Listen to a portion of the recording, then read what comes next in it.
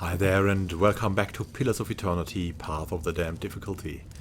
Renegades of Punk. We're here to see what these blood sacrifices in Twin Elms are all about. We think this is a strange practice, as we just saved a child from it. And we're going to ask Archdruid Restin what this is all about. As we understand, these sacrifices are given freely, but really, as this is about a strange and old organization, Kevava has its doubts. Let's see what's going on here. As your blood flows, so shall your essence. Your life's energy shall feed the soil, and your soul's energy shall enrich the community. This is by your own choosing, supplicant?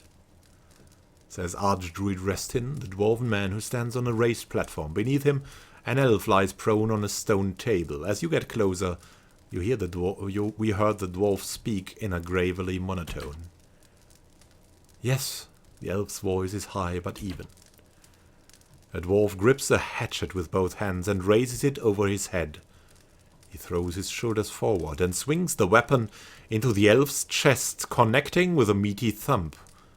Blood gushes around the table, and the sacrifice's screams rend the air. Despite his earlier agreement, the elf thrashes atop the stone table, his torso arcing, while his arms and legs remain tied in place. Meanwhile, the dwarf spreads his arms wide and allows blood to spatter his robes. When the elf is finally silent and still, the dwarf pulls his hatchet from the body and wipes it on his hem. Well, maybe who knows where this soul is transferred to, right? And I have a hunch that before we speak to him, we should position as if for a fight. Yeah. I'm here.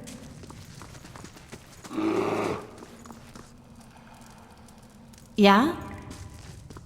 Yes. I'm here. Yes. Yes. So hi there, Archdruid Restin. We're totally not positioning up for a fight. A dwarf wears crimson robes that are stained and streaked with dark patches. His face is smooth, but lacking youthful elasticity. It's as if the lines and wrinkles have been formed and erased many times over. He watches you with eyes like two black pits as he wipes his hatchet on his robes. Hail, Estremor. No one comes to Blood Sands without a purpose. What is yours? His voice is deep and rough-edged. It echoes like a river in an ancient cave. First, who are you? I am the Archdruid of the Ethik Nol. For centuries it has been my duty to guide our rituals and guard our knowledge. It is work that requires a certain resilience, but it is not without its benefits. His black eyes glitter, and that means living so long, eh? Restin's eerily smooth face is motionless as he watches you. Tell me more about the Ethik Nol. We are a druidic order that has been in Twin Elms since Engwithan times. Our founders came from the White March, seeking a place where we might practice our beliefs in peace, as it were. Unlike most of our Glanfathan brethren, we seek answers in the world around us rather than in the teachings of the gods.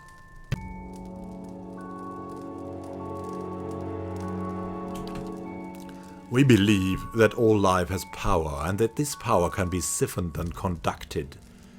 We are not, as some suggest, madmen and murderers. All of our rituals are conducted with willing participants and through methods that have been tested and refined over centuries. Yeah, we've seen that with the elf who tried to flee. He nods, his black eyes shining. This allows us to create the war paint for which we are respected, if not loved. I want to know more about the sacrifices. A guttural laugh rumbles from his throat. We merely believe that, in giving up something of value, the energy from that sacrifice can be diverted elsewhere. It is not so different from what folk practice all over the world. If you want to turn the soil Sail a ship or move a cart, you must expend energy. Smooth his robes. But we're best known for our practice of kith sacrifice. This is the most potent form of sacrifice, because it releases the most energy. We distill the essence of an entire soul into raw power that can strengthen the body, fortify the soul, and extend life. So this is necromancy, right? What's war paint? A special unguent binding raw essence to the wearer. It grants incredible advantages in combat and has made us indispensable to the tribes. Whatever they say about our practices, almost all of them have made use of our war paint at some time or another. A slow smile spreads across his face. Fascinating indeed, how the most strident objections can be overcome by circumstance. And how are you different from the ovates of the Golden Grove? A dry laugh rasps from his throat. Golden Grove, I remember when Erona came up with that name. Gives you a darkly gleeful look. Used to be as green as the rest of the forest, you know. We are more similar than they'd like to admit. We both believe in achieving power without the double-edged aid of the gods. But their fantasy is pure creation. Something from nothing. They blind themselves to the fact that all life, from the mightiest dragon to the slimmest blade of grass, requires death. And the greatest ends require the greatest sacrifice.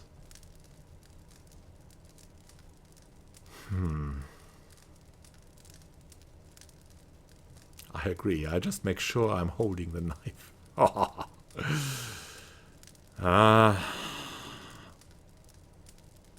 I know we're neutral here, but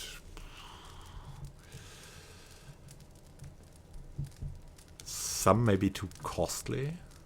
No, it's an interesting thought. We do not mean that, but we'll just tell him that. That's the difference, right?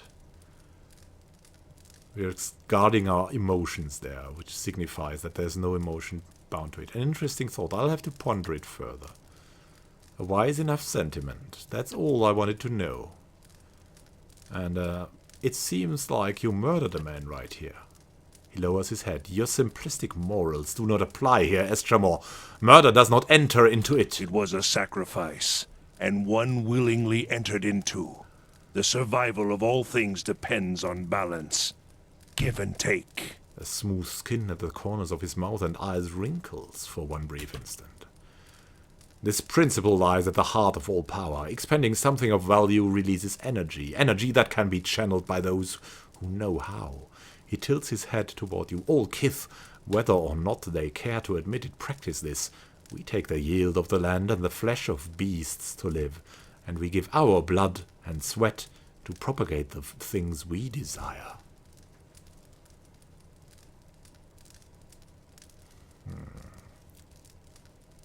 It sounds brutal. He gives you a reproachful croak. The world is brutal. Nothing is gained by closing one's eyes against it. Better to recognize these realities, that they might better serve you. I invite you to explore our halls and speak with our supplicants. One can learn much by observing the sacrifices others are willing to make for a greater purpose. Perhaps you will even consider making a sacrifice of your own. He opens one hand toward you. The creases and nails are darkened and brown. Not all of our sacrifices are written in blood. The most powerful are. Farewell. Well, and we're sympathetic to him in that we know that some lives have to be taken, like Redrick's, whom we will try to kill again.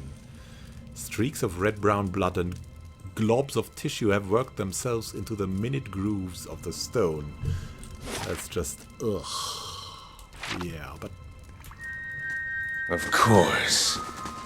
We won't disturb them too much.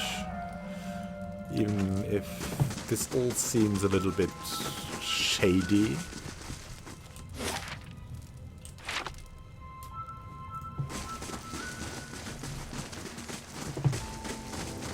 Let's see what else is there in the darkness of the supplicants. Don't worry, Estramor. All who make sacrifices here do so willingly.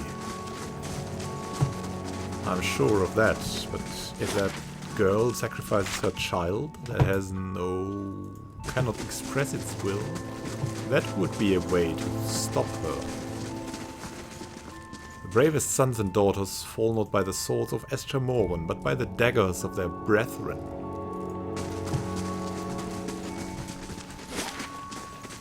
It's kind of wise. Fire sacrifice and blood sacrifice. Aha. Let's run in here. Let's see what comes of that. There's Keeper Urda. What does she say? Estremor. The elderly dwarf blinks at you, not quite looking at you.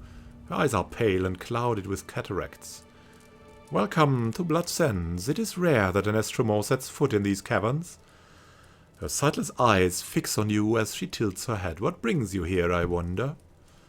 First, what do you do here? I sell and maintain certain goods for the preservation of our order, and I perform some of our ritual sacrifices. Something more? How do these sacrifices work? Like any worthwhile ritual, it's too complex to explain in detail. It involves clotting the supplicant's essence, binding it to their life's blood, and drawing it into a container or vessel. Now, tell me about the Blood Sands, she cackles. Already I have heard your questions bounce along these halls. You asked Restin himself of our practices. Did you not? This, the raw, bloody heart of Erglanfath, where some come to give their essence back to their people. Her dry lips bend into a sardonic grin, where others seek a noble escape from their trials. The legacy of the builders to the tribes was not merely Aedra and stone, but a sense of community. And it is here that Glanfathans come to sacrifice what is most precious, even their own lives, to preserve it. Well, what do you have for sale? That blood. War paint. Interesting. What else can we do? We can retrain. I don't want to retrain with you. You are really... No. A little bit uncanny. Let's go back to the Elms district. Maybe we can recover from our severe burns. We have the resting bonus. That is better than our burns here. Interesting insights into the blood sacrifices.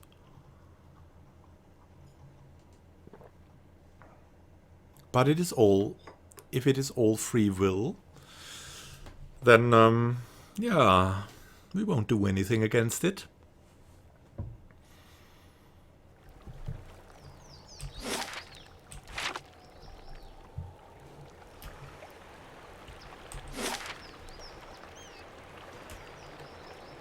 What is left here is to go to Ter Evron, and we'll just do that.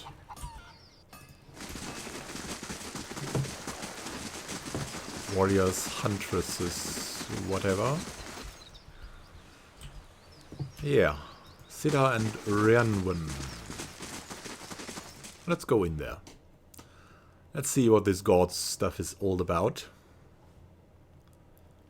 Before we horribly die. I don't know.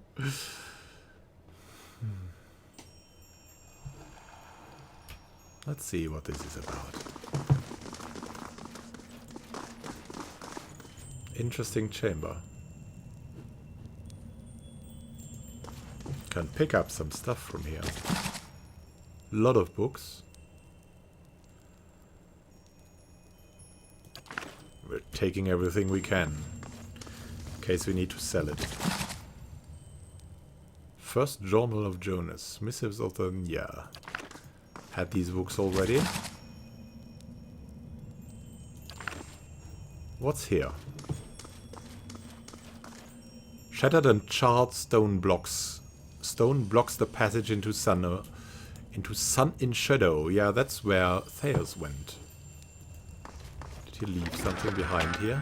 A luminescent Adra shard.